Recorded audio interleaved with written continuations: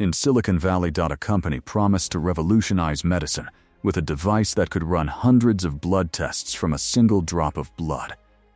Investors poured in nearly $1 billion. Celebrities endorsed it. Politicians promoted it. The media hailed it as the future. And for years, almost nobody questioned the truth. This is the secret, billion-dollar scam behind Theranos. It all began in 2003. A 19-year-old Stanford dropout named Elizabeth Holmes walked away from college with one burning vision: to change healthcare forever. Her idea sounded almost magical: a tiny, portable blood testing machine the size of a toaster that could run hundreds of different laboratory tests using just a few drops of blood from a simple finger prick. No more painful needles. No more long waits at labs. No more expensive hospital visits. Just fast, cheap, accurate results anywhere, anytime. Holmes cultivated a striking image: black turtlenecks, like her idol Steve Jobs, a deliberately deepened voice, intense eye contact, and an unshakable confidence. She spoke like a visionary on a mission. Investors, scientists, and journalists were captivated.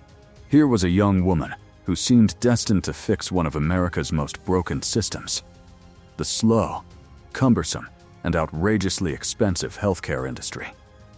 She named her company Theranos, a blend of therapy and diagnosis. By 2013, Theranos was valued at an astonishing $9 billion on paper.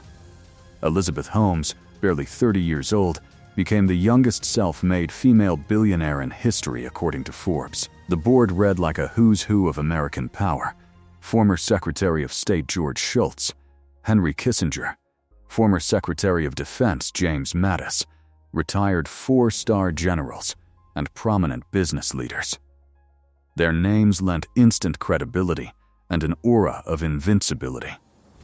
Theranos didn't just promise convenience, it promised disruption on a massive scale. Hospitals and doctors could slash costs. Patients could get results in minutes instead of days. Early detection of diseases could save countless lives. The pitch was irresistible. Holmes raised more than $700 million from top-tier venture capitalists, including the Walton family heir, Rupert Murdoch, and many others. She mastered Silicon Valley's most powerful weapon: fear of missing out. Investors were told that if Theranos succeeded, they risked being left behind in the next great healthcare revolution.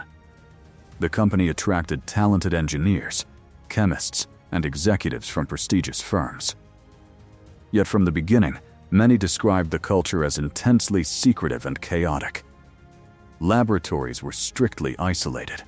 Employees signed strict NDAs and were warned, "No one outside this company can know what we are doing." Questions were often met with suspicion or outright hostility. In the public eye, everything looked perfect. Glossy presentations, glowing media profiles in Fortune, Forbes, and The New Yorker, and flashy prototypes dazzled everyone. Theranos struck a landmark partnership with Walgreens to install blood testing kiosks in retail pharmacies across the country. Safeway also signed on. Patients began lining up, excited to try the revolutionary service. Holmes appeared on stage with presidents and tech legends. She was featured on magazine covers and spoke at elite conferences. The narrative was flawless: a brilliant young woman taking on the entrenched laboratory giants like Quest Diagnostics and LabCorp. But behind the polished facade, serious cracks were already forming. Inside Theranos' labs, the reality was starkly different from the public story. The flagship device, called the Edison machine, was supposed to perform hundreds of tests from a single drop of blood. In practice, it rarely worked reliably. Results were often wildly inaccurate, cholesterol levels swinging dramatically, cancer markers giving false positives or negatives, and critical blood panels failing entirely. When the machines couldn't deliver, employees later revealed that Theranos secretly resorted to using commercially available third-party machines. the very traditional lab equipment the company claimed to be replacing. For many tests, finger prick samples were actually diluted with large amounts of liquid to make them work on standard analyzers, which compromised accuracy even further. Elizabeth Holmes and her romantic partner Sunny Balwani, who served as president and COO, created a culture of extreme pressure and fear. Staff were discouraged from documenting errors. Scientists who raised concerns about patient safety were threatened, demoted, or fired. Whistleblowers faced aggressive legal intimidation. One of the most dramatic whistleblowers was Tyler Schultz, grandson of board member George Schultz. Despite intense family pressure and threats from the company, Tyler risked everything to alert regulators and journalists about the dangerous inaccuracies. Data was manipulated. Reports were doctored. Demonstrations for investors and partners were carefully staged using cherry-picked working samples or outright deception.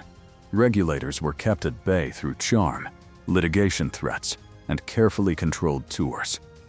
By 2014, a small investigative team at the Wall Street Journal, led by veteran reporter John Carreiro, began digging deeper. Carreiro spoke with former employees, reviewed internal documents, and uncovered emails and lab reports that painted a devastating picture. His reporting revealed that a company valued at $9 billion, with powerful board members and hundreds of millions in investor money, was systematically misleading everyone about the capabilities of its core technology.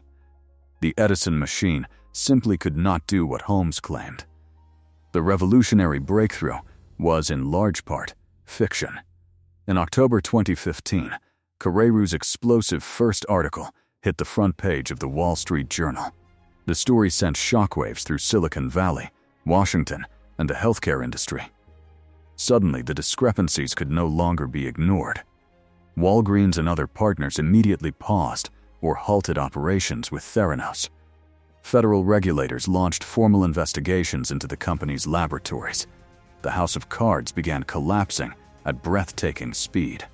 Theranos' valuation plummeted from $9 billion to almost nothing in months. Executives scrambled to contain the damage, destroying documents, silencing employees with legal threats, and launching counterattacks against critics.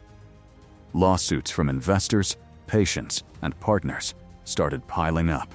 In 2016, the Centers for Medicare and Medicaid Services (CMS) delivered a crushing blow. They revoked Theranos' license to operate its California lab, citing deficient practices that posed immediate jeopardy to patient health and safety. The FDA and SEC intensified their scrutiny. By 2018, Theranos had completely dissolved. The once celebrated company shut its doors forever. Elizabeth Holmes and Sunny Balwani faced justice. The SEC charged them with massive fraud, accusing them of deliberately misleading investors, doctors, and patients about the technology's capabilities. Holmes settled civil charges, giving up voting control, paying fines, and returning shares. Criminal trials followed. In 2022, Sunny Balwani was convicted on 12 counts of fraud and sentenced to nearly 13 years in federal prison. Elizabeth Holmes was convicted on 4 counts of wire fraud and conspiracy in 2022. After appeals and delays, she began serving an 11-year sentence in 2023. The human and financial toll was enormous. Billions of dollars in investor money vanished. Patients received unreliable or outright false test results that could have affected life-changing medical decisions. Doctors lost trust in results. The dream of revolutionizing healthcare lay in ruins. The Theranos scandal left deep scars across Silicon Valley and beyond. Venture capitalists became far more skeptical of charismatic founders and disruptive health tech pitches. Board members learned that prestigious names alone cannot substitute for technical competence and rigorous oversight. Media outlets started applying tougher scrutiny to hype-driven startups. Regulators strengthened rules around laboratory testing and medical devices. For ordinary patients, the impact was deeply personal. Many had trusted Theranos results for critical health decisions, only to learn later that those numbers could not be relied upon. The scandal shook public confidence in medical innovation and highlighted how easily ambition and storytelling can outpace actual science. Elizabeth Holmes transformed from the darling of Silicon Valley into its most infamous cautionary tale. The youngest self-made female billionaire turned symbol of hubris, deception, and the dangers of unchecked charisma. Sunny Balwani, once her powerful partner, also paid a heavy price behind bars. Yet the story continues to fascinate because it reveals something universal about human nature: how easily smart, powerful people can be seduced by a compelling vision, especially when it's wrapped in charisma, secrecy, and a promise of enormous wealth. Theranos stands as a powerful reminder that money, fame, and ambition can blind even the smartest minds in the room. Science cannot be replaced by slick storytelling. True innovation demands transparency, rigorous testing, and genuine accountability, not secrecy and fear. Behind every headline grabbing billion-dollar valuation and glossy product launch lies a simple warning: due diligence always matters more than hype. Facts must trump charisma. And integrity, once lost, is almost impossible to regain.